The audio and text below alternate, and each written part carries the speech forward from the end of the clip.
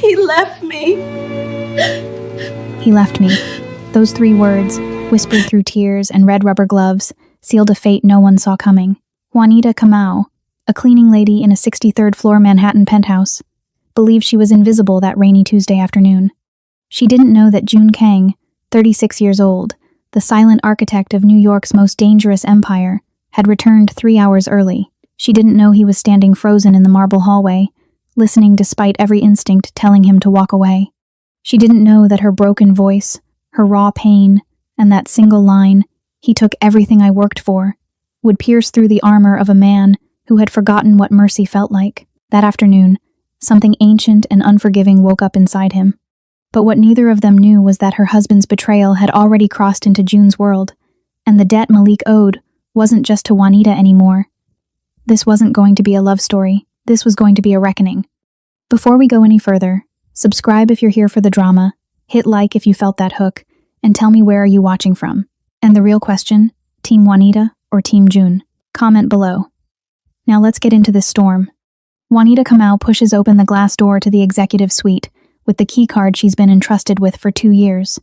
She knows every corner of this place, the cool slate floors, the sharp scent of leather and sandalwood, the way the rain blurs the skyline beyond the floor-to-ceiling windows.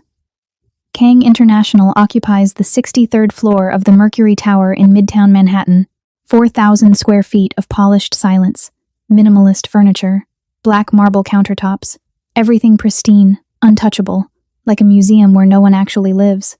Juanita sets her supply caddy down near the entrance and pulls on her red rubber gloves.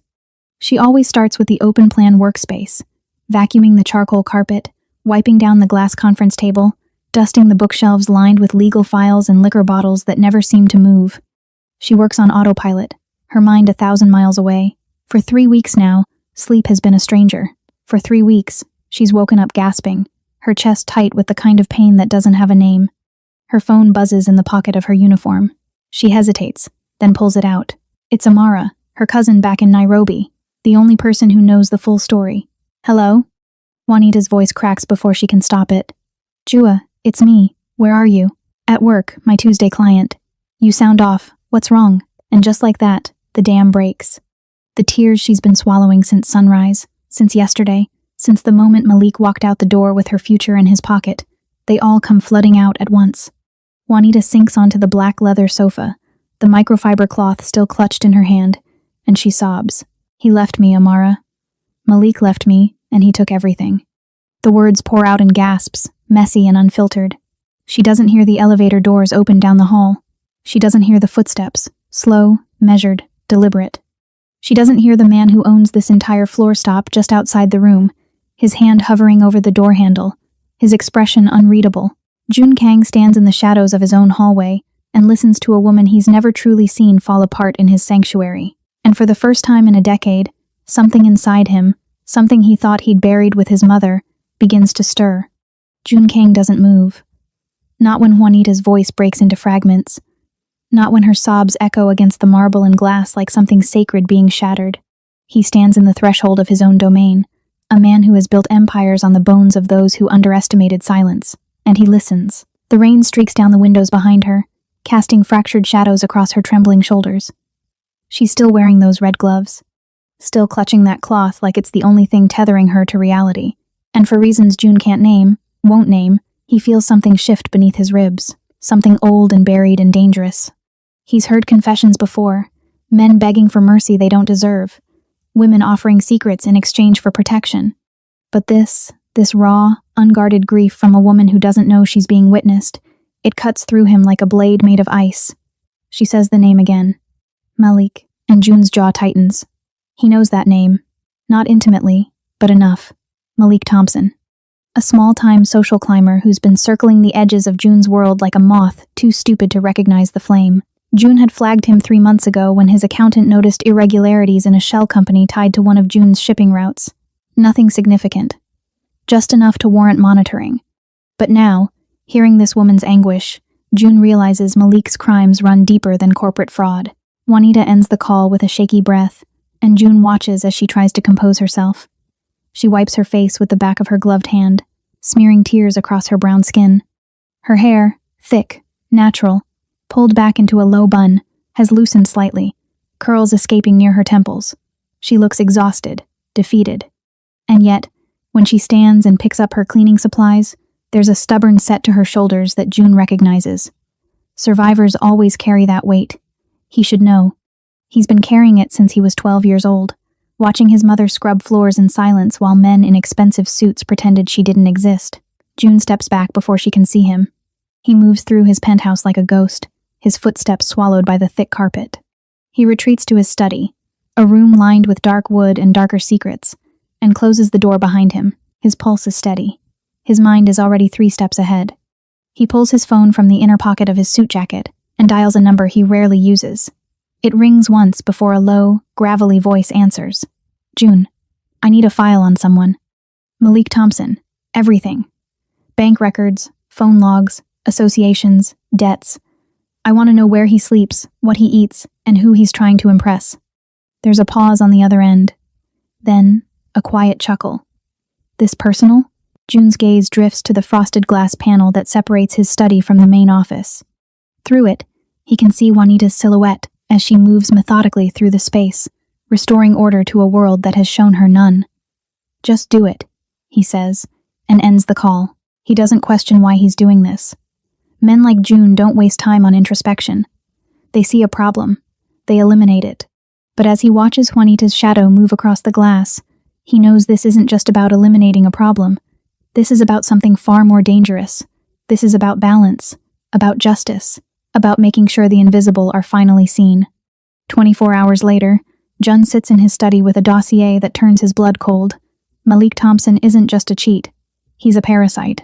The file reveals a pattern of financial abuse that spans 2 years. Juanita Kamau, 32, Kenyan immigrant, green card holder, has been systematically drained. Her savings, earned through double shifts, cleaning offices, and weekend catering gigs, funneled into Malik's lifestyle. Designer clothes, a lease on a luxury sedan, a deposit on an engagement ring for a woman named Simone Laurent, a socialite whose family owns half the galleries in Soho. The numbers are brutal. $63,000. Gone.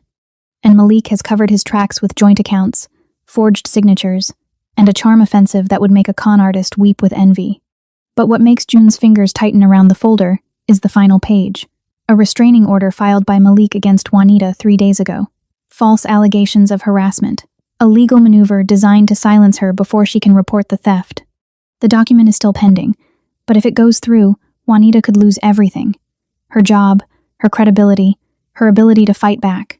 June closes the file and sets it on his desk with the care of a man handling a loaded weapon. Then he makes another call. This time, it's answered on the first ring. I need a lawyer. Criminal defense. Immigration specialist. Discreet. Send them to my office tomorrow afternoon. And cancel my meetings for the rest of the week. He hangs up before there's a response. Because there's no need to explain. In June's world, orders are absolute. He leans back in his chair, steepling his fingers beneath his chin, and stares at the rain lashing against the windows. He thinks about his mother.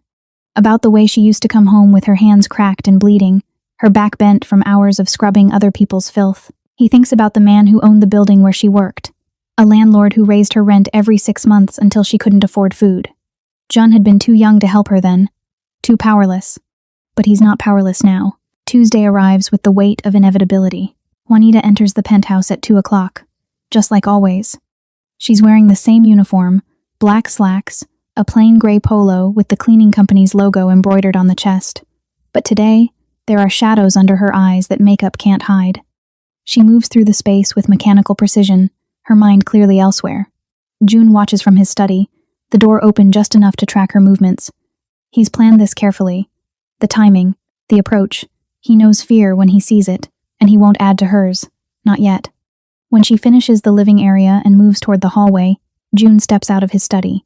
She freezes. Her eyes widen, and for a moment, he sees the flash of panic, the instinct to apologize, to shrink, to become invisible again. But June doesn't let her retreat. He holds up a hand, palm out, a gesture of peace. Miss Kamau, he says, his voice low and controlled. I'm not here to reprimand you. She blinks, her grip tightening on the handle of her supply caddy. I didn't know you'd be home, Mr. Kang. I can come back. No. The word is firm, but not harsh. Stay. Please. He gestures toward the seating area, the same black leather sofa where she broke down 24 hours ago. I'd like to speak with you. It'll only take a moment. Juanita hesitates, and June can see the calculations running behind her eyes. She's weighing the risks, wondering if this is the moment she loses her job, wondering what he knows. He waits, patient as a predator, until she finally nods and sets down her supplies. She doesn't sit. She stands near the sofa, her posture stiff, her hands clasped in front of her. June moves closer, but keeps a respectful distance. He's learned that power isn't just about dominance, it's about knowing when to give space. I overheard your phone call, he says simply. Last week. I wasn't eavesdropping. I came home early and I heard you.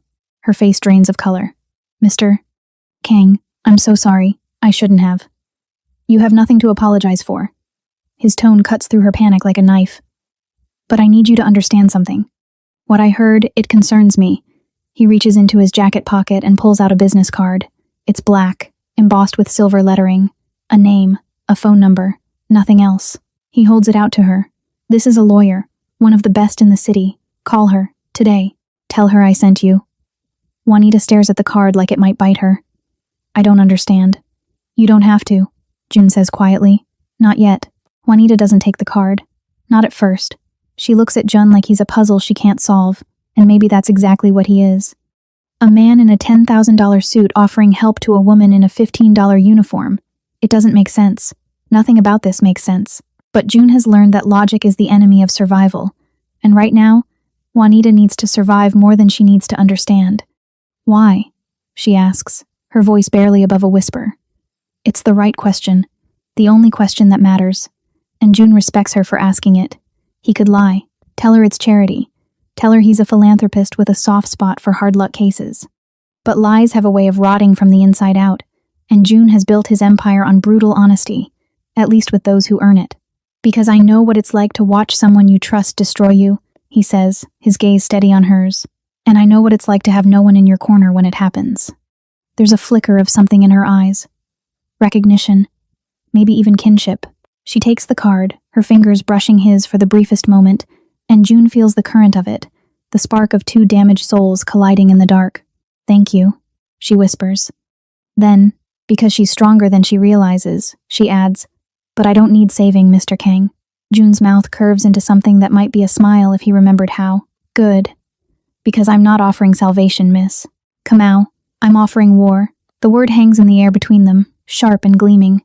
Juanita's breath catches, and John watches the shift happen in real time. The fear in her eyes hardens into something else, something fiercer. She tucks the card into her pocket, nods once, and goes back to work. June returns to his study, but he doesn't close the door. He listens to the sound of her moving through his space, restoring order with steady hands, and he knows, with the same certainty that has kept him alive in a world that devours the weak, that Juanita Kamau is about to become the most dangerous piece on his board. 3 days pass. June doesn't see Juanita again, but he receives a text from his lawyer. She called. Meeting scheduled. That's all he needs to know. He spends those 3 days doing what he does best, gathering ammunition. His people dig deeper into Malik's life, and what they find is a masterclass in arrogance. Malik has been bragging, to friends, to colleagues, to Simone's social circle. He's been painting Juanita as a delusional ex who can't accept that he's moved on. He's been mocking her accent, her job, her desperation. Jun reads the transcripts of intercepted phone calls and feels his control slip for the first time in years. He wants to hurt Malik, badly. But Jun is a strategist, not a thug. Violence is easy. Public humiliation is an art form. On the 4th day, June receives another message. This time, it's from Juanita herself. A single line. Can we meet? June stares at the text for a long moment. Then he replies, My office. 7 p.m. I'll have dinner sent up. He doesn't ask if she's ready. He doesn't warn her about the cost of the path she's choosing, because Juanita Kamau has already paid more than any person should have to, and June is about to make sure she collects every cent, with interest. Juanita arrives at 7 on the dot, and June realizes immediately that something has changed. She's not wearing her uniform. She's dressed in jeans and a simple black sweater, her hair loose around her shoulders in thick, natural curls. She looks younger like this, softer. But when she meets his gaze across the expanse of his office, June sees the steel beneath the surface. She's made her decision. Now it's his turn to honor it. "Sit," he says, gesturing to the chair across from his desk.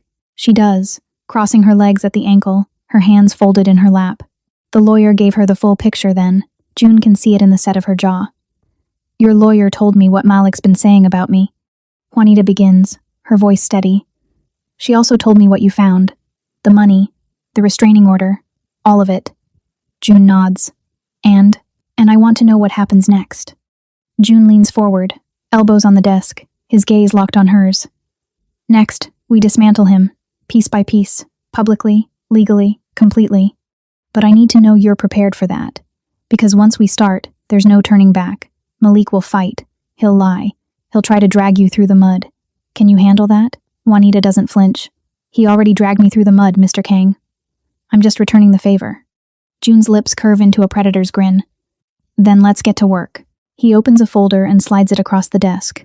Inside are documents, bank statements, affidavits, recorded phone calls, evidence of every crime Malik has committed. Juanita pages through them, her expression unreadable, and June watches the moment she realizes the scope of what he's offering her. This isn't just legal defense. This is total warfare. "Why are you doing this?" she asks again, looking up at him. And this time, June tells her the truth. "Because no one did it for my mother." The words sit heavy in the air. Juanita studies him, really looks at him, and June lets her. He doesn't hide the scars, doesn't soften the edges. She deserves to know exactly who she's aligning herself with. "Okay," she says finally. "Tell me the plan." June does. He walks her through every step. The forensic audit that will expose Malik's embezzlement, the counter-restraining order that will flip the script, the strategic leaks to Simone's family, ensuring Malik loses his social leverage, and finally, the coup de grace, a public event where Malik's lies will unravel in front of everyone who matters. Juanita listens without interrupting, and when June finishes, she asks only one question. "When?" 2 weeks, June says. "Malik is attending a charity gala. Simone's family is hosting. He thinks he's untouchable. We're going to prove him wrong." Juanita nods slowly. Then she stands, extends her hand across the desk. "Thank you, Jun." It's the first time she's used his first name, and the sound of it in her voice does something to him he didn't expect. He takes her hand, feels the calluses on her palm, the evidence of a life spent working twice as hard for half the recognition, and makes a silent vow. Malik Thompson has no idea what's coming for him. As Juanita turns to leave, June calls after her. "One more thing." She pauses at the door, glancing back. "When this is over," Jun says quietly, "you're going to need a new job. I'd like to offer you one. Not cleaning. Something better. Think about it." Juanita's eyes narrow slightly, suspicious and intrigued all at once. "What kind of job?" June's smile is slow, dangerous, the kind where you never have to be invisible again. The gala is 2 weeks away, but Jun doesn't waste a single hour. He moves like a man conducting a symphony of destruction, each note precisely timed, each instrument tuned to ruin. Juanita doesn't see him during those first few days. She goes to work at her other clients' offices, scrubs floors, wipes down counters, and pretends her life isn't about to detonate. But every night, she receives a text from an unknown number. Updates, progress reports, evidence mounting like a guillotine blade, being raised inch by deliberate inch. June's people are thorough. They trace every dollar Malik stole, every lie he told, every woman he charmed before Juanita. Turns out, she wasn't his first victim, just his most profitable one. On day 6, Juanita receives a package at her apartment. No return address. Inside is a dress. Deep emerald green, silk that feels like water against her fingertips, and a note in sharp, masculine handwriting. "For the gala. Wear this. Trust me. She should be offended. She should throw it back in his face and tell him she's not some doll he can dress up for his revenge fantasy." But when she holds the dress up to her body and looks in the mirror, she sees something she hasn't seen in months. Possibility, power, a version of herself that Malik tried to erase. She hangs the dress in her closet and doesn't text back. June will know she's accepted. Men like him always know. Day 9 brings the first crack in Malik's armor. Simone Laurent, his socialite fiancée, receives an anonymous email. Bank statements. Screenshots of text messages between Malik and 3 other women, all sent during his engagement. Photos of Malik at hotels he claimed were business trips. Simone is old money, the kind that values reputation above all else. She doesn't confront Malik, she simply stops answering his calls. When he shows up at her penthouse, her doorman turns him away. Malik doesn't understand what's happening yet, but he's starting to feel the ground shift beneath him. June watches it all unfold from his office, a glass of whiskey in his hand, and allows himself a moment of satisfaction. This is just the overture. The real performance hasn't even begun. Day 11. Juanita meets June at his penthouse after hours. It's almost midnight. The city sprawls beneath them, a constellation of lights and secrets. June is waiting for her in the living room, tie loosened, sleeves rolled up, looking less like a businessman and more like what he actually is, a predator. Juanita walks in wearing jeans and a leather jacket, her hair pulled back, no makeup, and June thinks she's never looked more dangerous. "We need to talk about the gala," June says, pouring her a drink without asking. "Whiskey, neat." He hands it to her and their fingers brush. The contact lingers half a second too long. Juanita notices. So does he. She takes a sip, grimaces slightly, then takes another. "What about it?" June moves to the window, his back to her, giving her space to breathe. Malik will be desperate by then. Simone's family has already started distancing themselves. His credit cards are being declined. The walls are closing in. Desperate men do stupid things. "You think he'll come after me? It's not a question." June turns, his expression unreadable. "I think he'll try, which is why you won't be alone. From now until the gala, you'll have security. 2 of my men, discreet but present." Juanita sets her glass down, hard. "I didn't agree to be babysat. You agreed to let me help you." June counters, his voice dropping to something quieter, more dangerous. "This is part of the help. Malik already filed a false restraining order. What's to stop him from escalating?" The question hangs between them like smoke. Juanita knows he's right, but admitting it feels like surrender. She crosses her arms, defensive, and June sees the stubborn tilt of her chin. He's starting to recognize her tells. "Fine," she says finally, "but they stay outside. I'm not having bodyguards in my apartment." Jun nods. "Agreed." Silence settles, thick and charged. Juanita should leave. It's late. She has work in the morning.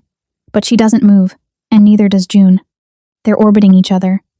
2 damaged planets caught in the same gravitational pull, and neither knows how to break free, or if they even want to. "Can I ask you something?" Juanita's voice is softer now, almost vulnerable. June inclines his head. "Your mother, you said no one helped her. What happened to her?" June's jaw tightens. For a moment, she thinks he won't answer. Then he does, and his voice is stripped of everything except truth. "She worked herself to death, literally. Heart attack at 47. The man who owned the building where she worked raised her rent so high she was taking triple shifts just to survive. I was 16. I couldn't save her, but I made sure he paid for it." Juanita's breath catches. "What did you do?" June's smile is cold, empty. "I bought his building, evicted him, bought every property he owned after that, bankrupted him. He died homeless 3 years later. The brutality of it should scare her. Instead, Juanita feels something else entirely. Understanding, recognition. This is who June is. A man who doesn't forgive, a man who doesn't forget, a man who turns grief into weapons and wields them with surgical precision. And God help her. She's starting to think she might be exactly the same. "Thank you for telling me," she whispers. June crosses the distance between them in 3 strides. He stops close enough that she has to tilt her head back to meet his eyes. Close enough that she can smell the whiskey on his breath, the faint trace of his cologne, something dark and woodsy that makes her think of smoke and secrets. "You don't have to thank me, Juanita," he says, her name rolling off his tongue like a promise. "Just trust me." She looks up at him, this dangerous, broken man who's decided her pain is worth avenging, and realizes she already does. That's the terrifying part. She trusts him more than she ever trusted Malik, and she barely knows him. Or maybe that's exactly why. The night before the gala, Juanita can't sleep. She lies in her small studio apartment, staring at the ceiling, listening to the city hum outside her window. The dress hangs on her closet door like a ghost of who she's about to become. Tomorrow, everything changes. Tomorrow, Malik loses. Tomorrow, she wins. But victory tastes strange in her mouth, metallic and sharp, and she wonders if this is how June feels all the time. Powerful, untouchable, empty.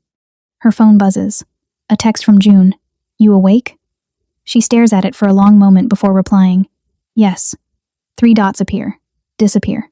Appear again. Then, come to the roof. Juanita sits up. Her building has a roof access, but she's never used it. It's technically off limits. But June's text doesn't sound like a request. It sounds like a need.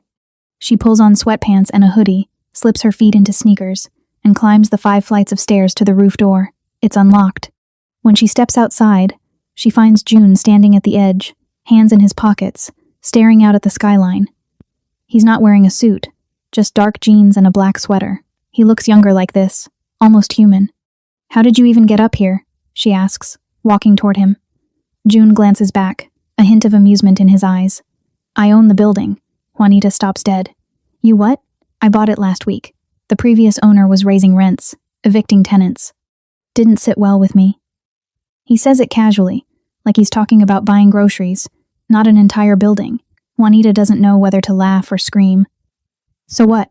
I'm living in one of your properties now?" "No," June says, turning to face her fully. "You're living rent-free in one of my properties now. Retroactive to the day I bought it. You'll get a check for the last 6 months." Juanita's chest tightens. "June, I can't accept that." "You can. You will." His tone leaves no room for argument. "Consider it restitution for what Malik stole. A down payment." She wants to fight him on this. Wants to maintain some shred of independence. But the truth is, Malik cleaned her out. She's been living paycheck to paycheck, one emergency away from disaster. Jun's offer isn't charity. It's a lifeline. And maybe, just maybe, it's something more. An apology for a system that let men like Malik thrive, while women like her and June's mother broke themselves trying to survive.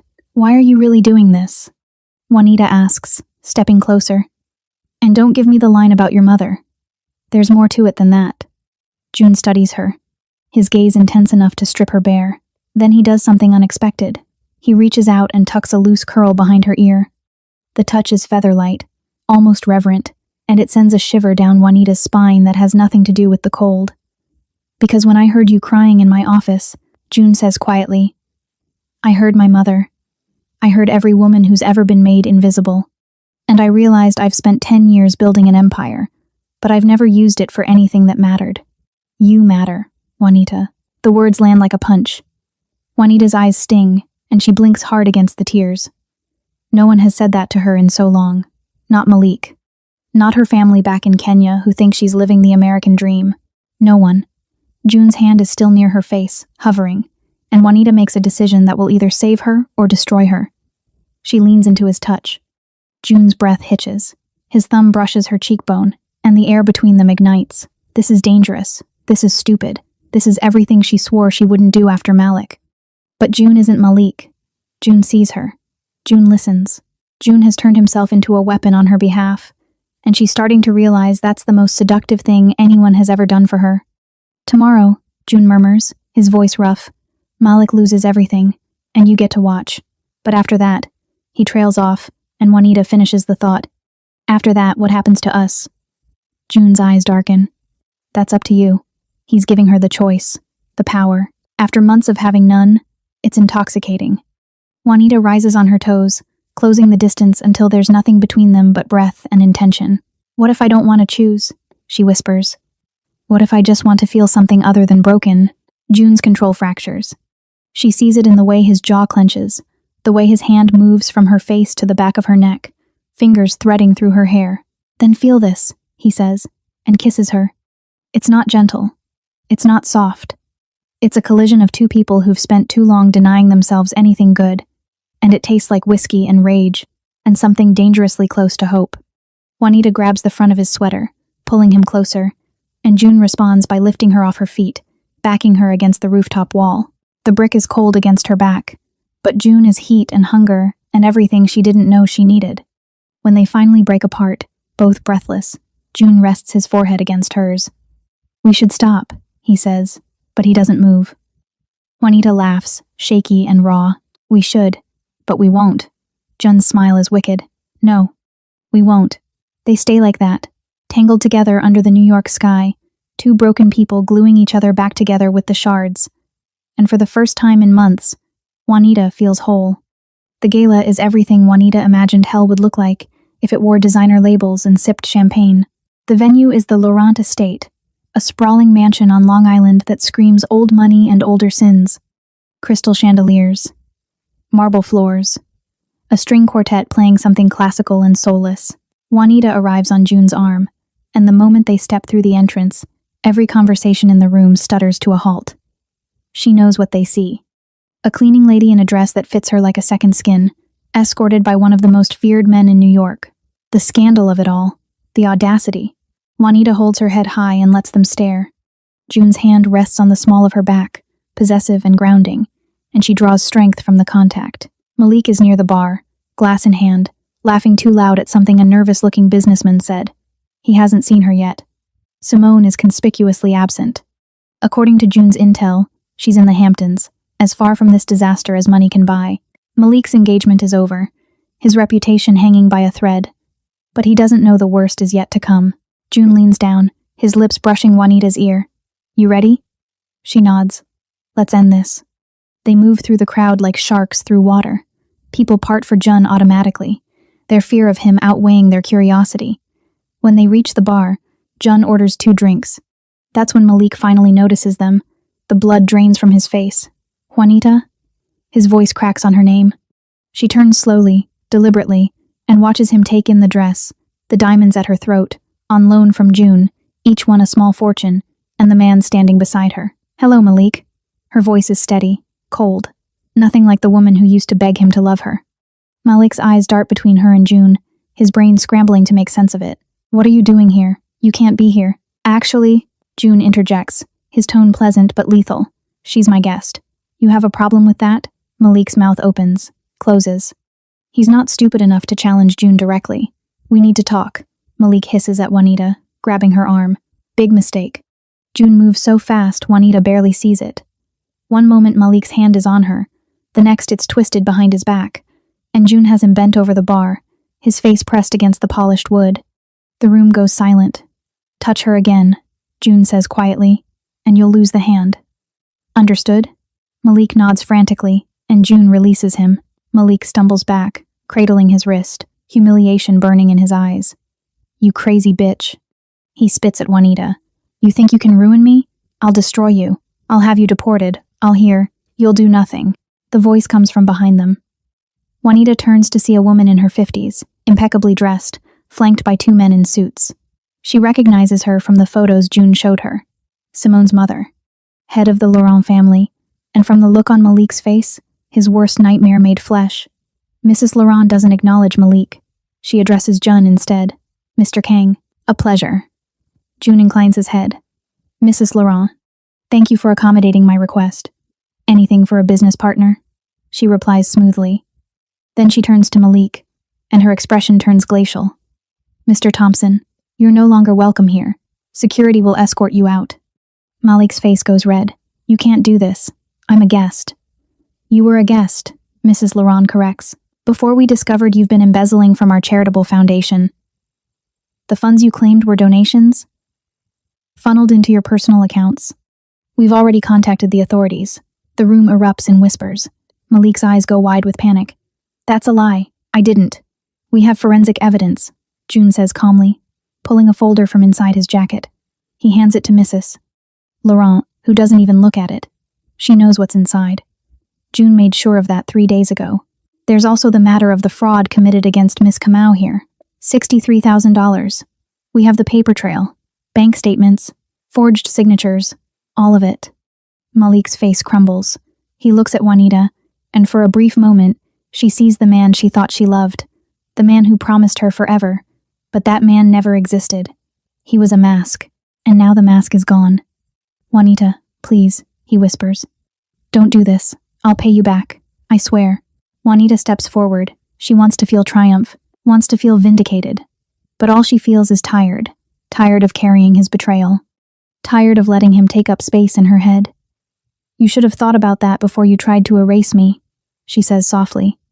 Then she turns her back on him and walks away. June follows, and behind them, they hear security dragging Malik out, his protests fading into the night.